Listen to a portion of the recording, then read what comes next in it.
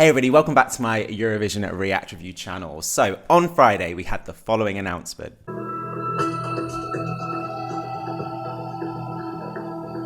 Liverpool. Congratulations! So we now know Eurovision 2023 will be hosted in Liverpool.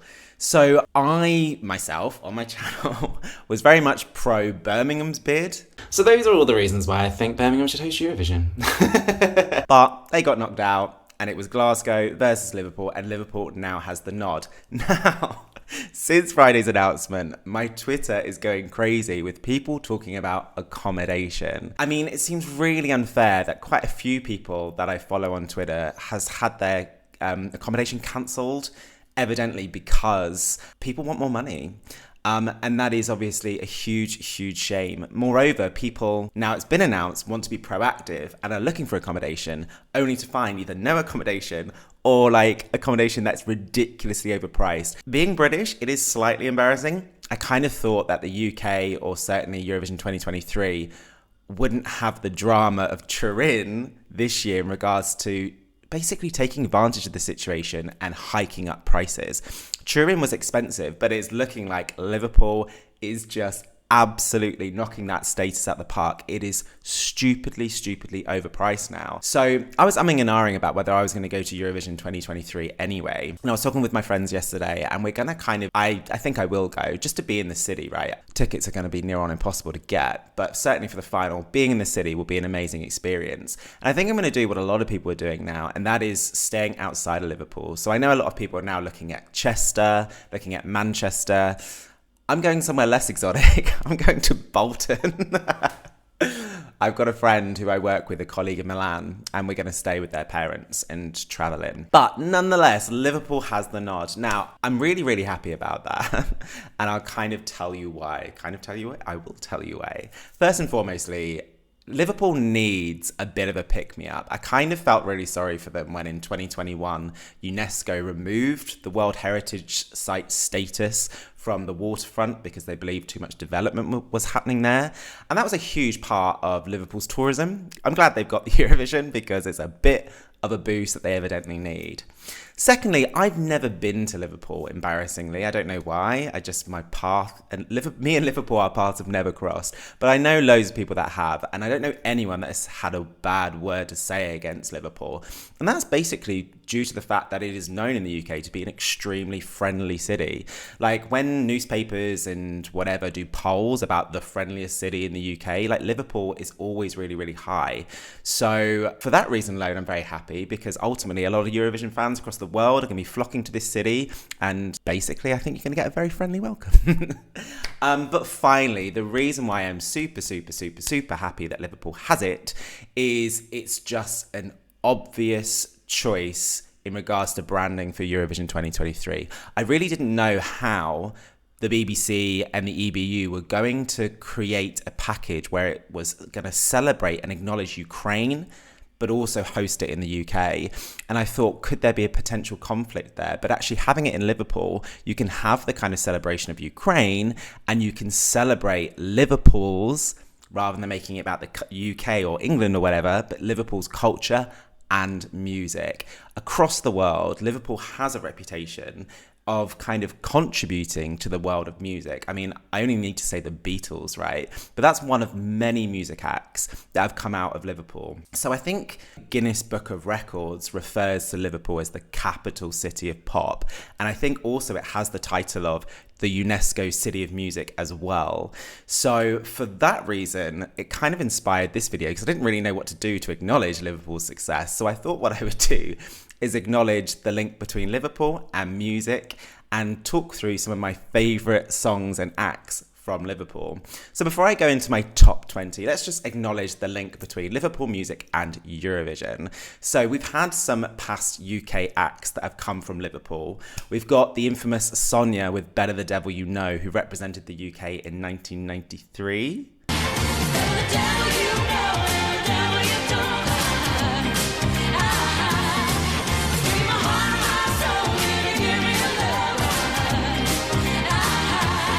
We've also, let's acknowledge also that Gemini In 2003, was it? The infamous Newport for UK. They came from Liverpool. Baby, bye-bye. You lied to me. I must have been crazy, baby. You took a cloud on the right, toward the cloud, baby, bye-bye.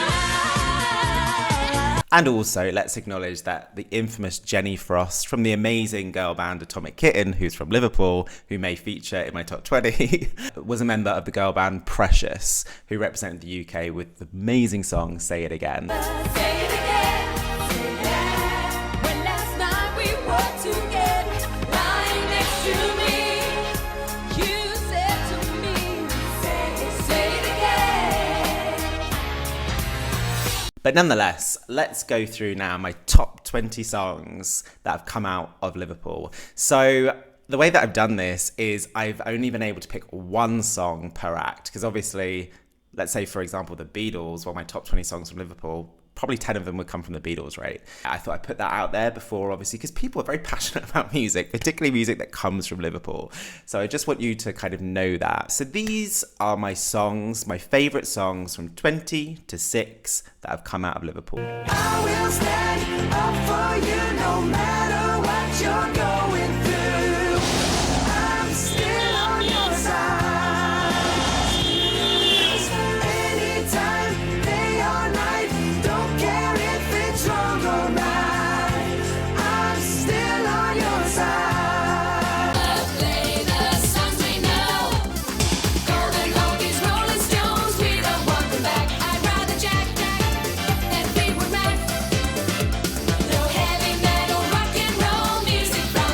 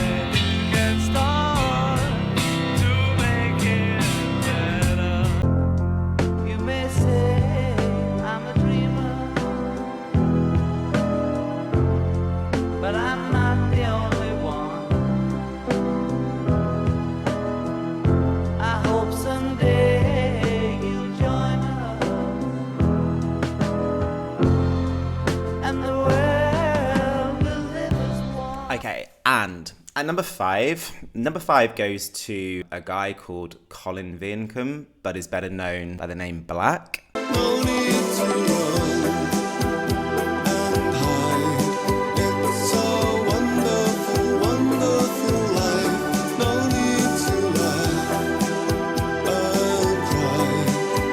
It's a wonderful, wonderful life.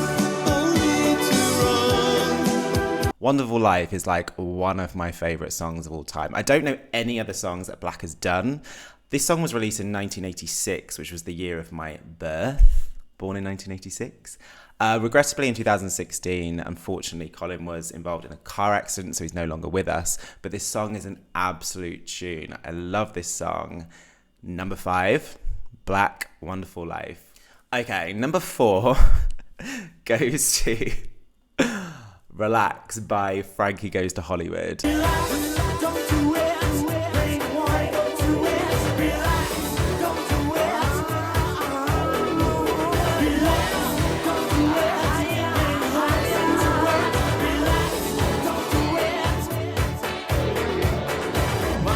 This song was like number 1 for like 5 weeks. It was so controversial. I mean, you only need to listen to the lyrics and watch the original video to basically realize why the BBC banned it from TV and radio. I love it. I mean, the band has got other great songs as well, like Two Tribes, Power of Love, but this song, and I mean that music video, the original video, it's kind of depicted within like kind of a gay S&M party. It's a good video. It's eye-opening, but the song itself is an absolute banger of a tune. Love this song. Number 4, Frankie Goes to Hollywood, Relax. Okay, number 3, I've kind of copped out because I couldn't pick between 2 songs. So it's going to be a B-side. It's going to be 2 songs. So for me, number 3 goes to Cilla Black and 2 songs. The first one being You're My World.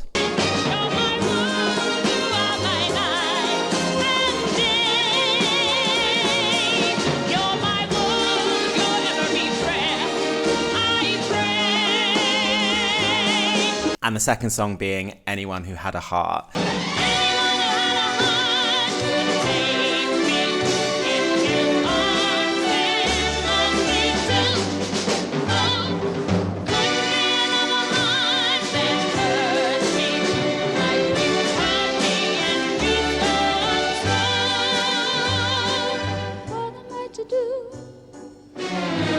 Now, regrettably, Cilla Black unfortunately passed away in 2015. But if you're from the UK, you will know, or if you're familiar with the UK, you'll know that Cilla Black is an absolute icon in the UK, not only for her music, but moreover, her contributions to TV with infamous shows like Blind Date, Surprise, Surprise. If you are going to Liverpool, then check out the Cavern Club, made famous by the Beatles. There's a statue that's been put outside the Cavern Club in memory of Cilla Black. She's an absolute legend and she's greatly missed in the UK. I think she got an OBE, didn't she, from the Queen to acknowledge her contributions. These songs are amazing. I love these songs. I love Cilla Black. Number 3, You're My World and Anyone Who Had a Heart. Okay, number 2 goes to You Spin Me Right Round. You Spin Me Right Round. We're from the band Dead or Alive. You spin me right round, baby, right round, like a record, baby, right round, round, round. You spin me right round, baby, right round, like a record, baby, right round, round, round. You spin me right round, baby, right round, like a record, baby, right round, round, round. So this song has had so much impact and has such a huge legacy. So the song itself was produced by Stock Aitken and Waterman. Now Waterman unfortunately did give us Josh DeBovie's That Sounds Good to Me. I don't know about you, but that sounds good to me. However, before that, he was part of the production of this song. This song is amazing. If you're British, there is just a connection, I think, between being British and this song. It's iconic. I love it. And yeah, I can't say anything more about this song. It is brilliant. So my number 2, Dead or Alive, You Spin Me Around. And my number 1, this was like Sophie's choice because I knew who my number 1 was going to be, but I didn't know which song I was going to select. So it is a girl band that I may have mentioned before. But I must say, original lineup of this girl band, Heidi Range from the Sugar Babes. Let's just kind of acknowledge Sugar Babes for the fact that Heidi Range is from Liverpool.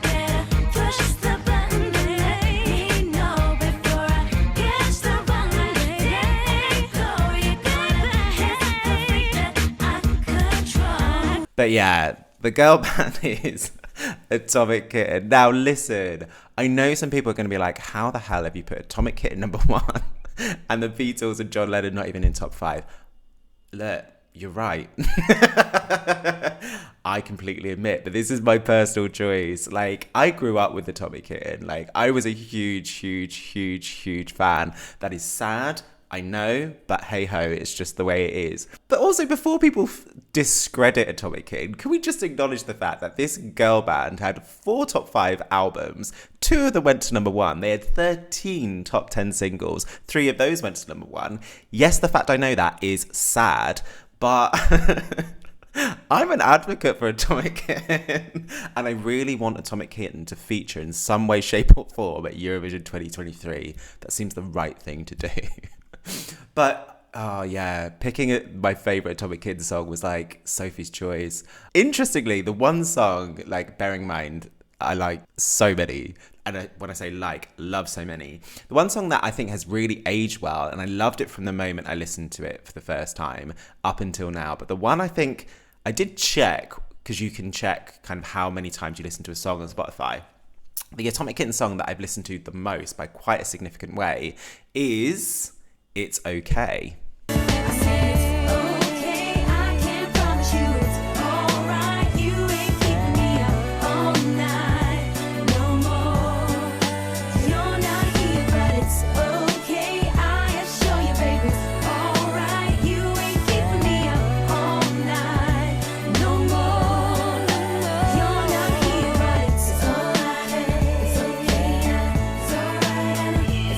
So yeah, my number 1 act and song that's come out of Liverpool. I can already hear people turning off the video. Is Atomic Kitten, and It's Okay. And it's okay that Atomic Kitten is my number 1. So yeah, those are my thoughts. Please let me know what you think. What's your favourite song, act from Liverpool? Please do let me know.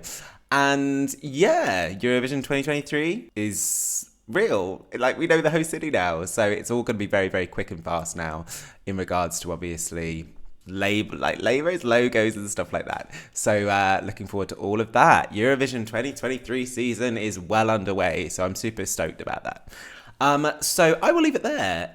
If you're still here and you've not subscribed to my channel, please do support my channel. Please do click the notification button so you're informed if and when I post videos. And yeah, until next time, stay safe.